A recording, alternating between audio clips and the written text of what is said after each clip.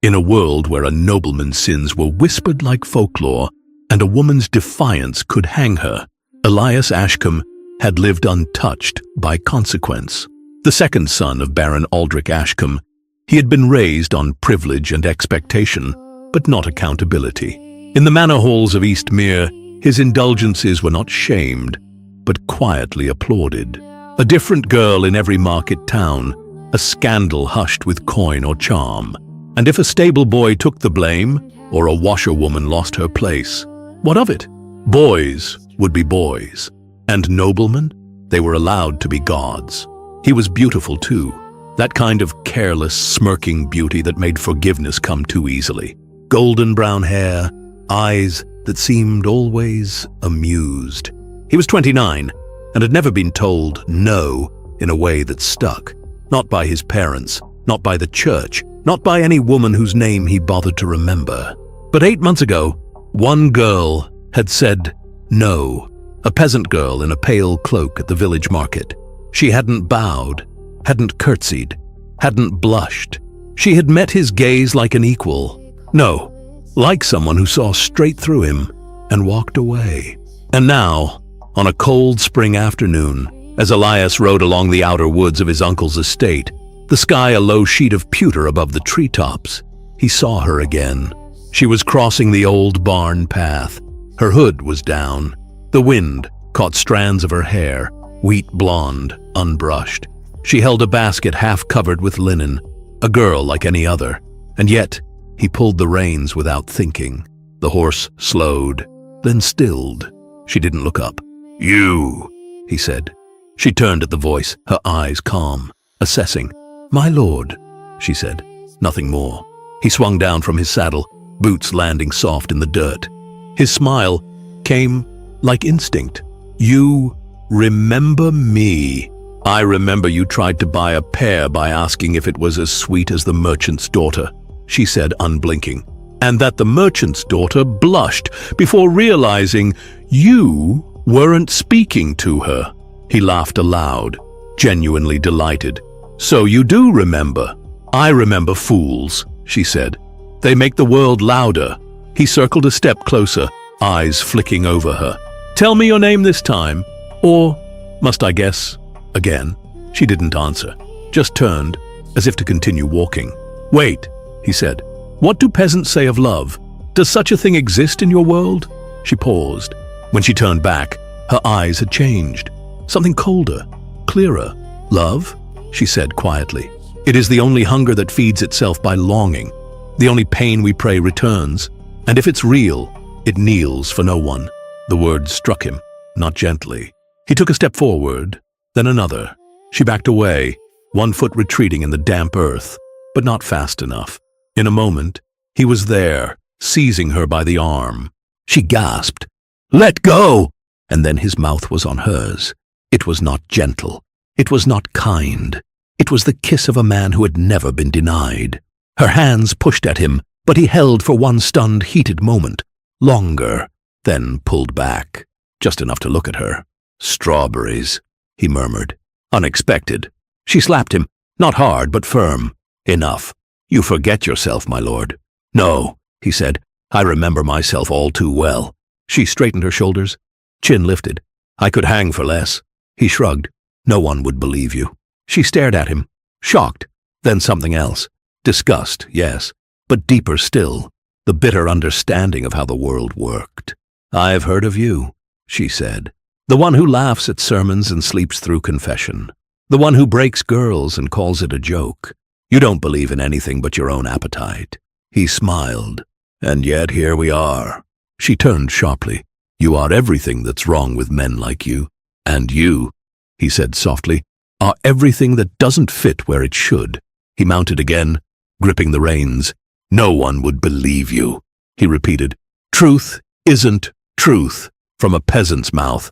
That's the world we live in." And with that, he spurred his horse and rode off. Fast, careless, not looking back. But that night, in the golden silence of his borrowed chamber, Elias Ashcombe did not sleep. He lay still, staring at the beams above him as candlelight guttered low. Her words played back in his mind. one by one. Not her warning, not her slap. If it's real, it kneels for no one. He sat up in the dark, elbows on his knees, fingers laced behind his neck. Her voice, her defiance, the way she had tasted of wildness and anger, and something not yet broken. No one would believe her, and yet she had believed in something. He closed his eyes. Bold, he whispered, bolder than me. And for the first time in his life, the thought of a girl not falling for him made him feel small. 2 weeks passed, not in silence, but in whispers. It began with the baker's daughter, who had seen Elias Ashcombe walking near the old barn at twilight, twice in the same week. Once with no horse, once with something like purpose in his eyes. Willa heard it from her aunt first. "You'll keep your head down," the woman muttered one morning over the hearth. "There's talk, and talk in a village like this turns to fire before it turns to truth." Willa said nothing, but she stopped going to market, stopped lingering in the fields. The world had grown too sharp. And yet, when a knock came one afternoon at the back of the cottage, and she opened the door to find Elias standing there, hat in hand, hair tousled by the wind, she didn't close it. He looked different, tired maybe, less polished, like a man who had forgotten what once made him confident. "I shouldn't be here," he said quietly. "Then why are you?" she asked. He hesitated, then met her eyes. "Because I regret the first kiss I stole from you, and I think I'm afraid of what that says about me." She blinked, not expecting honesty. He ran a hand through his hair. "I've never apologized, not for something like that." She folded her arms, wary. "You don't have to make a show of remorse. I survived it. That's not the point. What is? That it meant something to you, and I treated it like it meant nothing." He looked down, "And I hated myself for that. That's the point." Something in her expression softened, just slightly. After a pause, she said, "So what now? You apologize and vanish again?" He met her gaze. "Number, I want to talk. Just talk.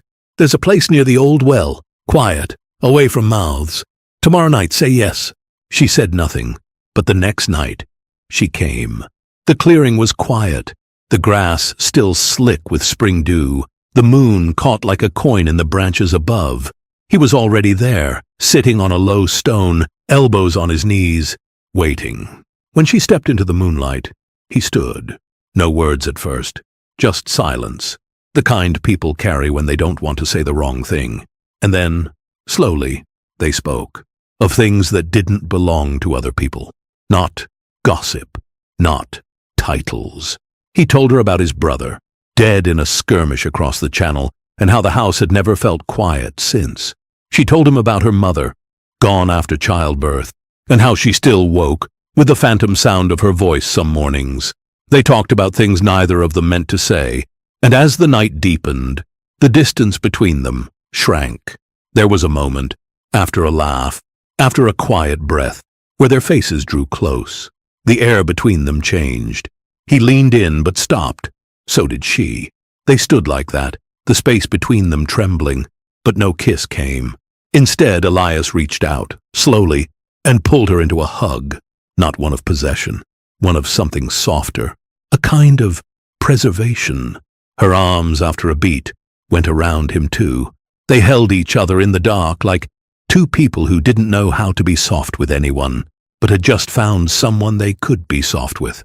When he pulled back, he looked at her for a long moment. "I've never been this close to a woman," he said, "and not tried to have her." She looked up, steady. "Then maybe it's time you learn." He smiled faintly, and when they parted, no kiss, no vow, he found himself looking back more than once. Later that night, as he lay in his chamber, Elias stared at the ceiling in silence, not from guilt, from awe. "What's becoming of me?" he thought. "I hugged her. I apologized. I didn't touch her again. I let her go. And strangest of all, he didn't want to undo it." Willa walked home alone.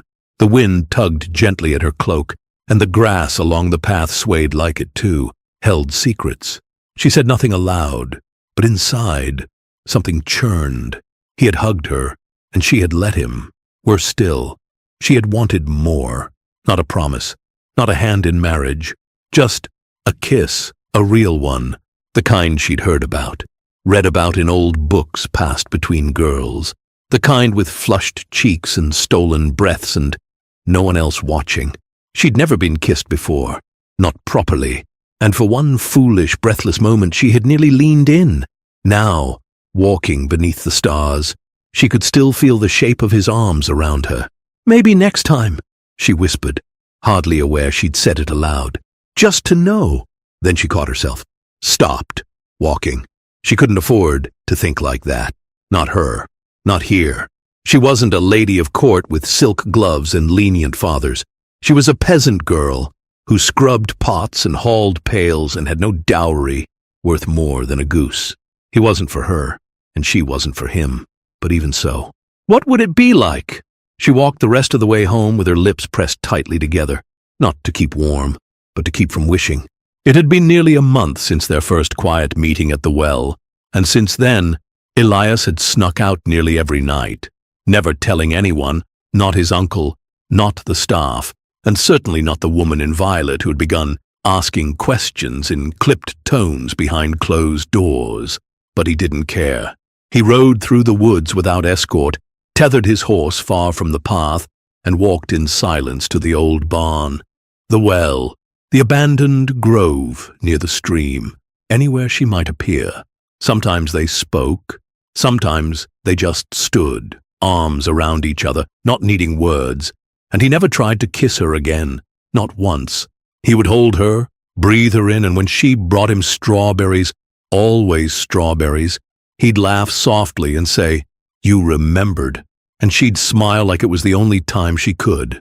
What she didn't know was that sometimes he followed her, not out of distrust, but protection.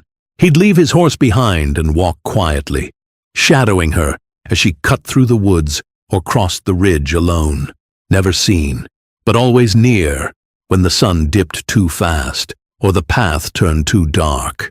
One night, he didn't mean to be seen, but he had to act. 3 men, drunk, cloaked, foul with slurred threats, came out of the trees near the south trail, and she screamed once. Elias didn't think. He fought with rage he didn't know he had. Fists, elbows, fury, and the men scattered when they saw his face. For the Ashcombe name carried weight even among animals. When it was over, he stood panting, blood at the corner of his mouth, and she was trembling behind a tree. "You were following me?" she whispered, and he nodded. "I was passing by," he said weakly. No, I wasn't. I follow you every time, because if anything happened to you," but the words clogged in his throat. She stepped closer, hands shaking. "You didn't try to kiss me," she said. He blinked. "What? All these nights? You never tried. I didn't want to hurt you." "You wouldn't." He swallowed hard. "You don't understand. Willa, I've wanted you, from the moment you first defied me in the market. But I couldn't touch you. Not like that. Because what if I had to leave you? What if I took something sacred from you, then couldn't protect it? How would you look at me then?" She looked at him now, eyes wide, soft. "And if I kissed you," he went on, voice cracking, "I'd want more. I'd want everything. I want to marry you. I want to burn every tradition that says I can't. But we both know they'll never let it happen. Not unless we run. Not unless we give up everything." She reached out, touched his jaw where blood still clung. "You didn't take anything from me," she whispered. "You gave me something."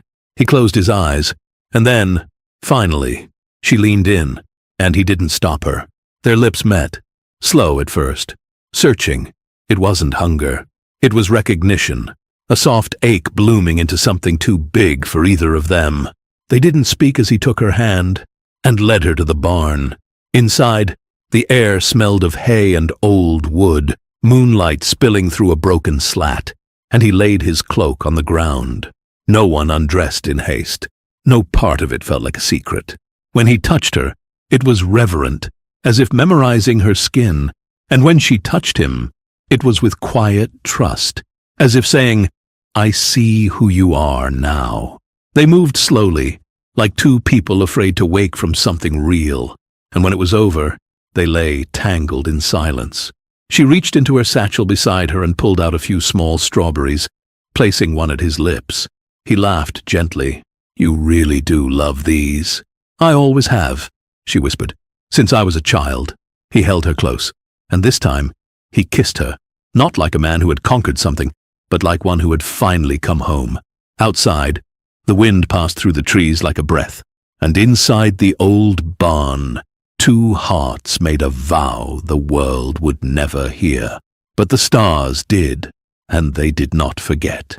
The rains had returned to the village, washing over rooftops and footpaths, with a persistence that felt more like warning than weather.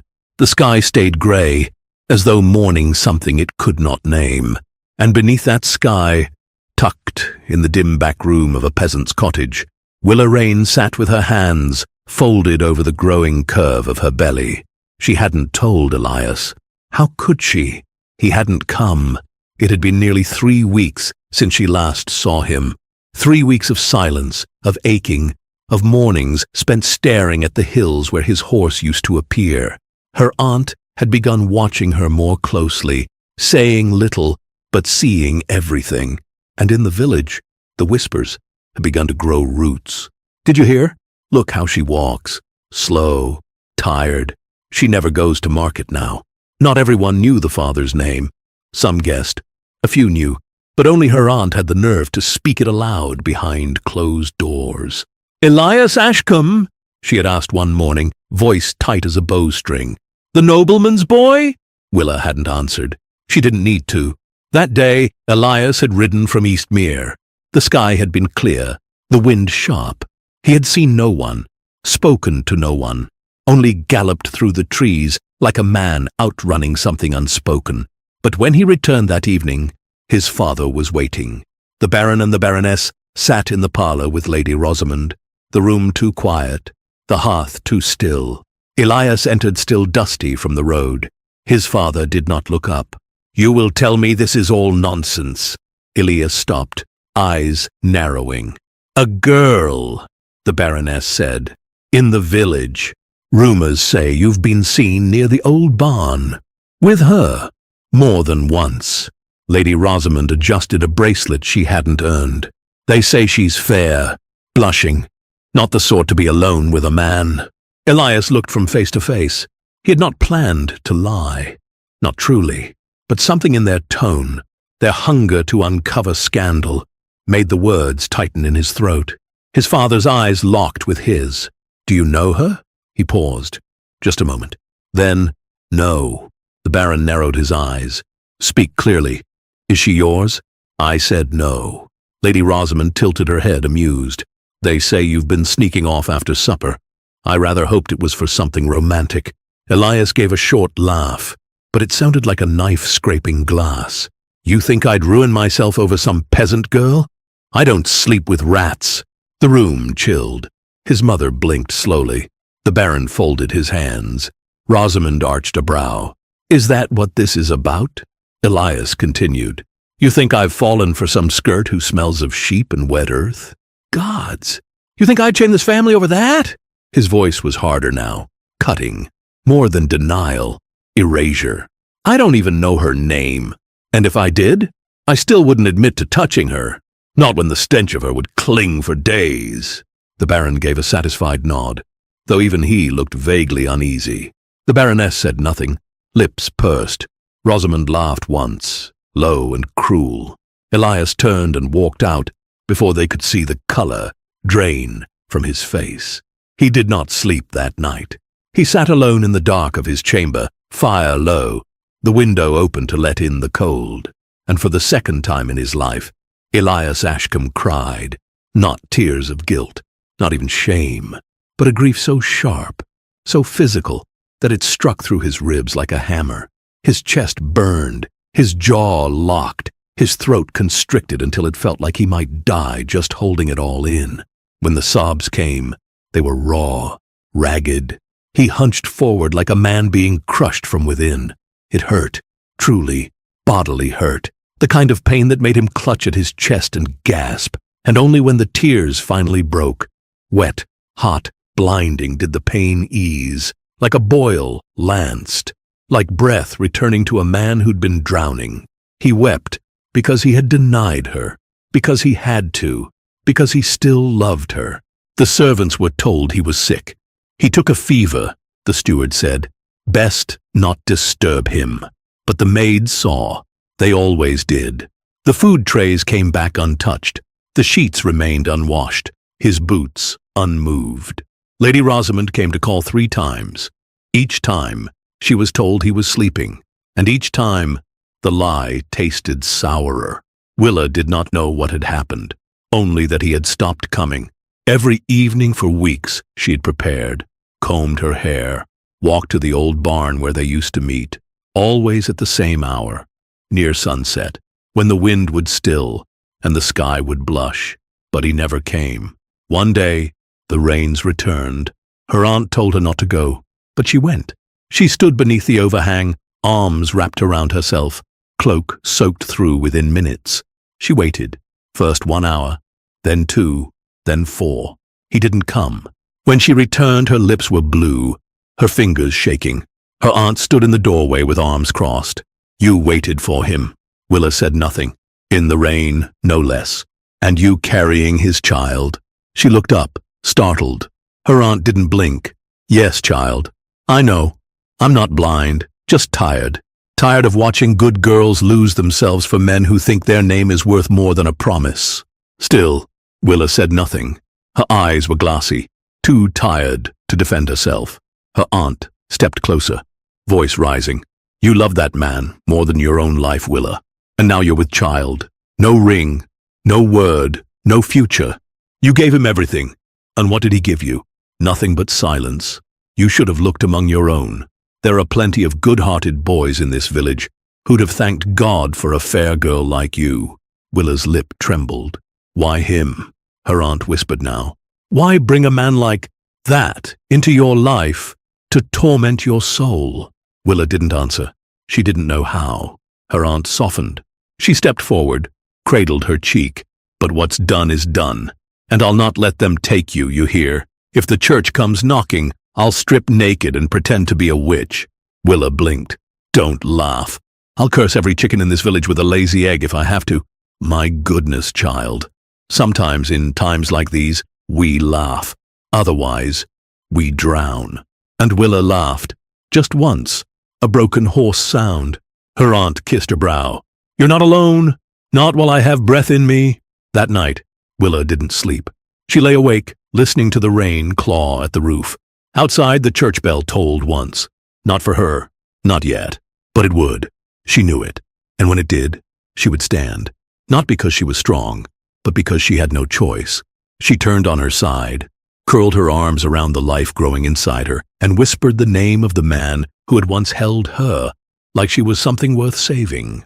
And miles away, in the dark of a manor too grand to hold warmth, that same man sat at a window, watching the rain, wondering if she still remembered the sound of his voice. He did not know. He would not know, for weeks still, that he had left behind more than a heart. He had left behind a child. It began with a giggle, light and airy, carried on the stone corridors of Eastmere like a secret begging to be heard. Elias had risen early that day, or rather, had not slept at all, and while wandering through the lesser hall, he heard them. 2 young maids, heads bowed, whispering in shrill delight. Did you hear? They say she's with child, a farmer's niece, the one who used to bring potatoes. Shh, you don't know that for certain. But everyone's talking, that the father could be... They gasped when they saw him. My lord, we didn't hear you come in. Elias stood motionless, unreadable. What were you speaking of? He asked. They hesitated. About a girl, a peasant girl. What girl? Neither answered. He stepped forward, and the bolder maid turned to flee, gasping as he reached for her arm. She darted away down the corridor, skirts flying. He turned sharply and blocked the second, cornering her where the stone narrowed. Speak. Trembling, she whispered. The one from the market. Blonde hair, quiet, Some call her Willa. What else did you hear? Please, my lord, I never meant trouble. I told no one. Only her. Say it. She swallowed hard. They say you are the father, sir. His face went white, then red, then white again. The corridor tilted, his hands clenched. He bolted for his chamber. Servants stepped back in alarm. He slammed the door, and this time the agony was not quiet. A roar broke from his throat, a cry so raw it echoed down the stone halls. Then came the crash of splintering wood. Servants whispered. The steward stared up at the ceiling. "The master's gone mad," they said. Inside, Elias wept, openly, loudly, his breath ragged, body racked. It was too much. When the cries left him breathless, he stumbled out, mounted his horse, and galloped toward the village. He saw her then, alone near the lane, her cloak wrapped tight, her belly unmistakable. It was her, and she was carrying him.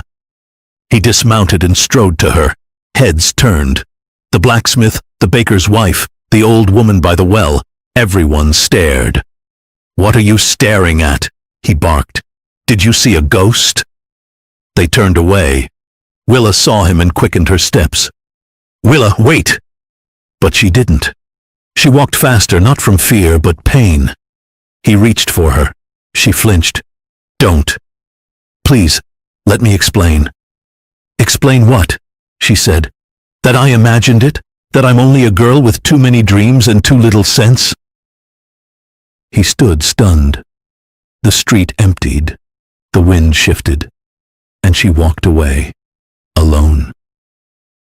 Willa walked home from the village in silence, her belly concealed beneath layers of coarse cloth, though not well enough to escape suspicion, and behind her eyes, the pain of seeing Elias, then watching him do nothing, throbbed like an old wound split open.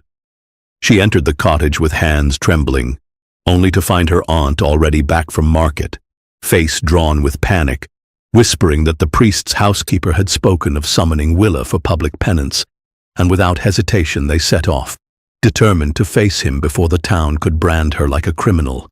The chapel loomed cold and lifeless, and Father Reynold appeared like a shadow in cassock and candlelight, his voice flat as he accused her of fornication and demanded repentance, not by name, but by silence and submission, suggesting the convent at Mayhurst, a life without child or love or identity. But Willa stood firm, declaring that she would not forget the man she loved, nor deny the child they had created. Her refusal cracked the air like thunder, and when she said calmly, "Then you will hang me," even the priest turned away in silence, defeated not by her defiance but by its dignity. They left the chapel in silence, and the next morning the priest's orders were posted at the doors, the gallows to be raised by first light. Still, Willa did not cry, not when the ropes were prepared, not when her aunt wept by the fire, whispering that she should have locked the door the day Elias first looked at her. She sat with one hand over her belly and the other tracing the memory of his voice, and in the stone halls of Eastmere, the servants began to whisper louder, because judgment had been set in motion, and it was coming. The day began with stillness, not peace, just an eerie hush that clung to the air like fog before a storm. The stone corridors of Eastmere were too quiet. The servants moved slower, spoke softer. Elias noticed it, though no one told him why. He had been pacing his chamber since sunrise, caught in the echo of his thoughts. He had a plan, or so he thought. He would speak to his parents. He would beg them to see reason. Willa was not just some nameless village girl. She carried his child, their grandchild.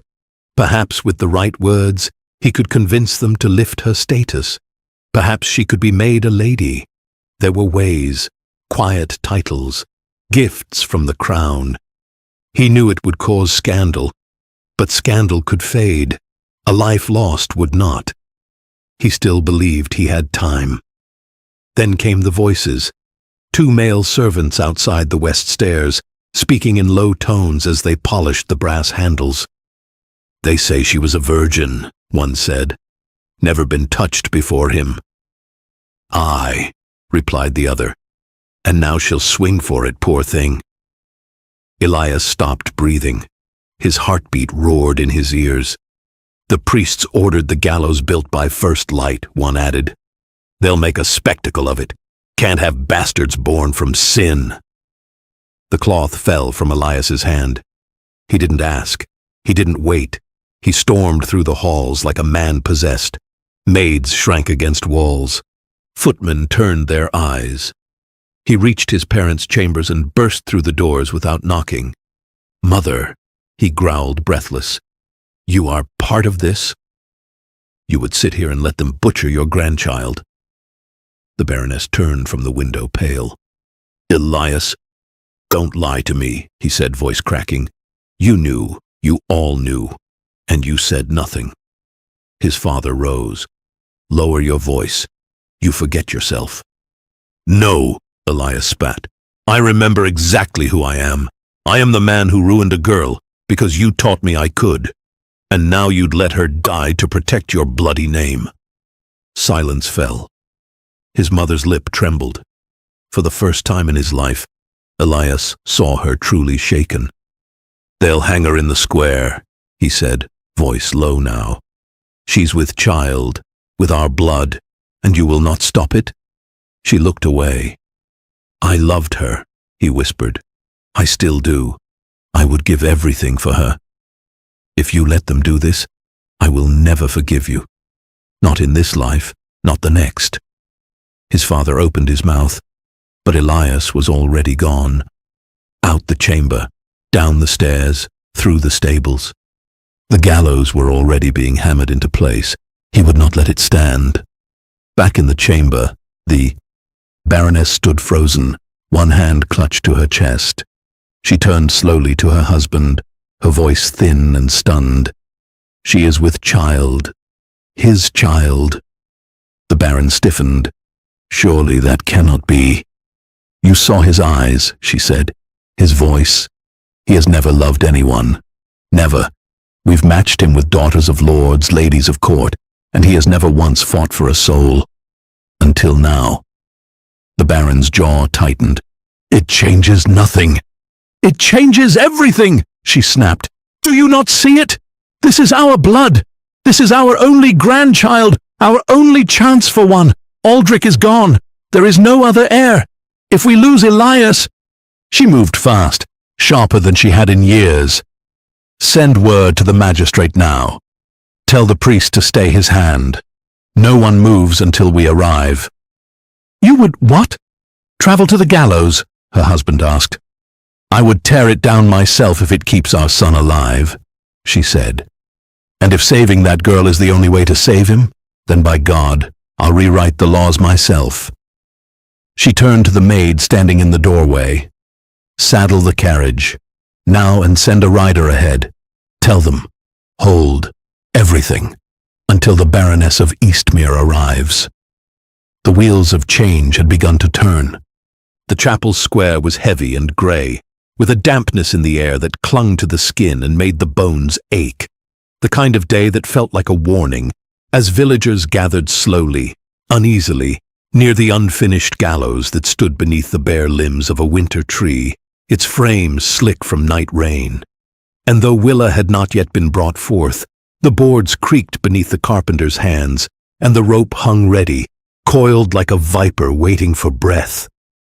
Elias had not stopped moving since he stormed from his parents' chamber, heart pounding like war drums, the road a blur beneath his horse's hooves as he reached the square in time, dismounted in mud-streaked boots and tangled cloak, scanning the crowd until he saw her. Willa, pale and bruised beneath the gallows, her white linen shift glowing in the mist, as her aunt screamed behind guards and the priest thundered judgments that Elias never heard.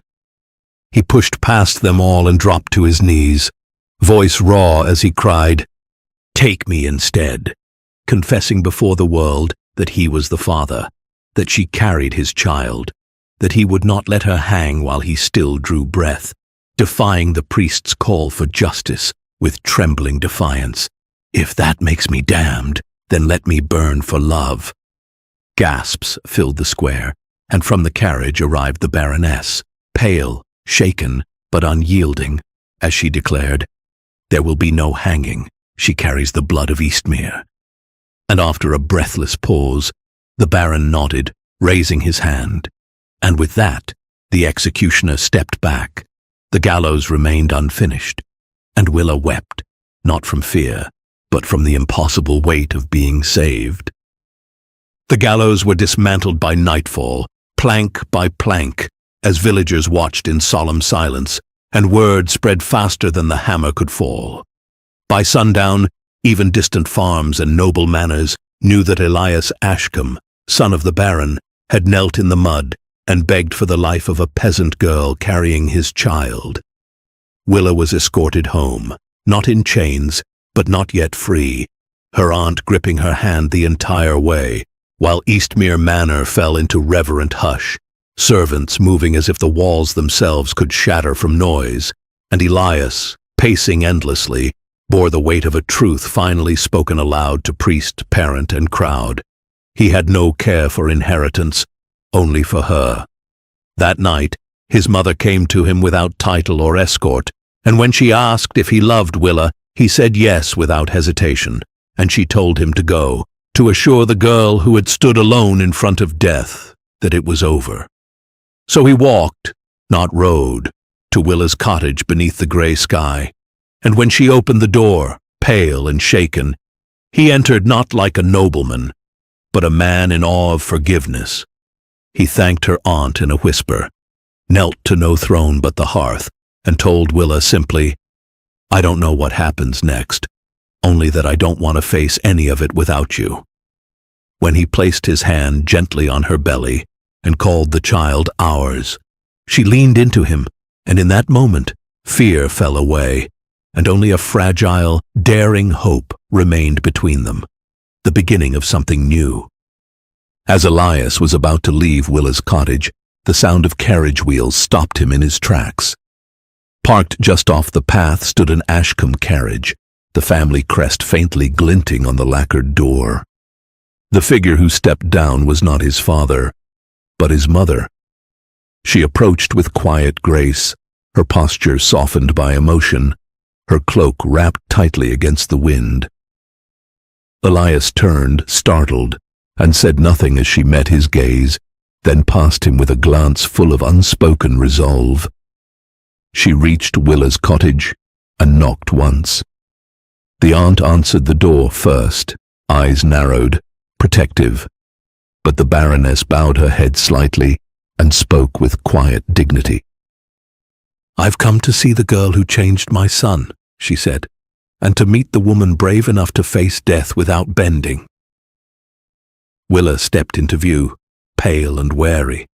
The Baroness looked at her with something like awe. "My child," she said softly, "I have known many noble women in my life. None would have stood as you did." She reached for Willa's hand, did not take it, only offered. Willa gave a cautious nod. Then the Baroness turned to the aunt.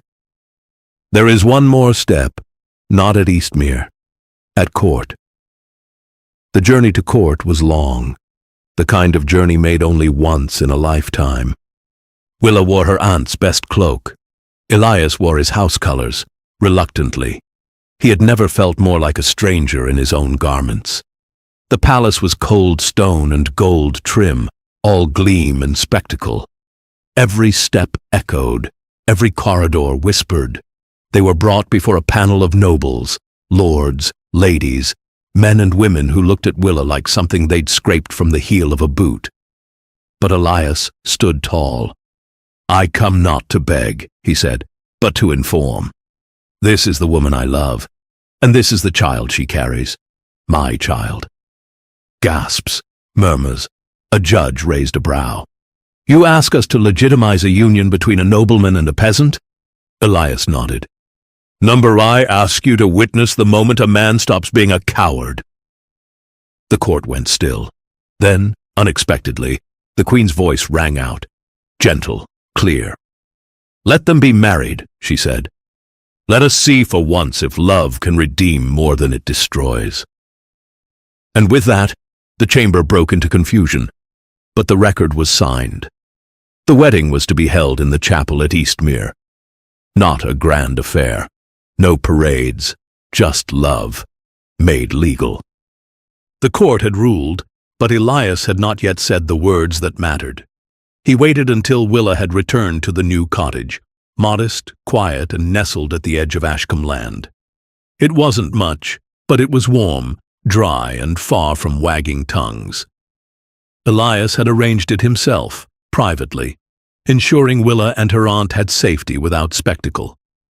A place not for hiding, but for healing. 3 days passed. Willa expected nothing.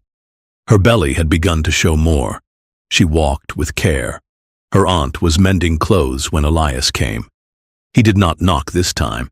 He stood outside the open door, cloak in hand, heart thundering against his ribs. Willa turned at the sound of his breath. "You look pale," she said. "I'm terrified," he admitted. She blinked. He stepped inside.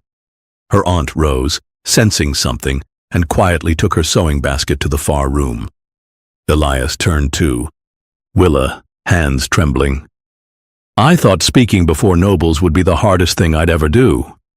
But this is worse, because you matter more than the crown." She watched him, lips parted. "I don't know how to do this properly," he said, fumbling in the inside pocket of his coat. "Every time I rehearsed it, I sounded like a fool." She crossed her arms, but gently. "You're doing fine." He held out the ring. It wasn't new. It was older than either of them. A sapphire set in delicate gold, once belonging to a woman who'd married for love and lived for it too. "This was my grandmother's," he said. "Not the one who arranged parties. The one who once defied a duke to marry my grandfather." Willa's eyes brimmed. He fell to one knee, but it wasn't practiced. His voice cracked. "I don't want to repair what I broke. I want to build something better. With you. Not as a nobleman making amends, just as Elias, just as a man who cannot imagine his life without the sound of your voice." She couldn't speak. "Will you marry me? Not because of law, not because of the child, but because—" "Yes," she said suddenly. "Before you finish, yes." He laughed, relieved and wrecked all at once. He stood and placed the ring on her finger, and she kissed his cheek, then his lips. The wedding took place a fortnight later, in the Eastmere Chapel. It was not grand, no fanfare. Just 100 candles, the hush of reverent watchers, and the simple vows of two people who had lost and found themselves in each other. When Elias said, "I do," he meant every word. And when Willa whispered, "I will," the wind outside paused, as if to carry the sound somewhere holy.